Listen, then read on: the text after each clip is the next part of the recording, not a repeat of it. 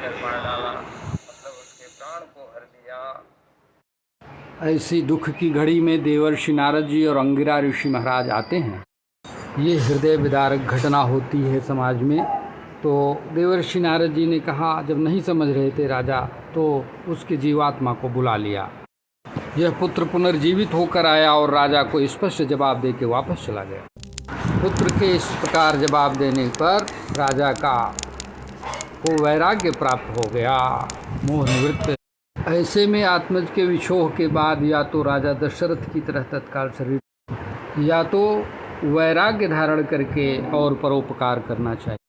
राजा परीक्षित मुक्त होने के लिए कथा सुन रहे हैं, इसलिए उनके मोह निवारण आवश्यक था, इसलिए ये प्रसंग श्रीमद् भागवत में आया। संसार में ऐसे दुख आते रहते हैं, इसलिए ये प्रसंग अनुकरणीय है। वैराग्य से महापुरुष मिलते हैं, मंत्र देते हैं, उपाय बताते हैं, साधना बताते हैं।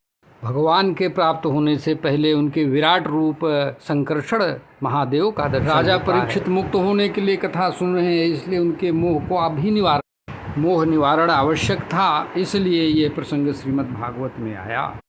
संसार में ऐसे दुख आते रहते हैं, इसलिए ये प्रसंग अनुकरणीय है। श्रीमद् भागवत महापुराण के स्कंध 6 अध्याय 16 के अध्ययन से स्पष्ट है कि जब स्वयं महादेव स्वरूप संकर्षण भगवान उपदेश देते हैं, ज्ञान और अनुभव कराते हैं, तब भगवान के परमात्मा स्वरूप का ज्ञान होता है, जिसे स्वरूप ज्ञान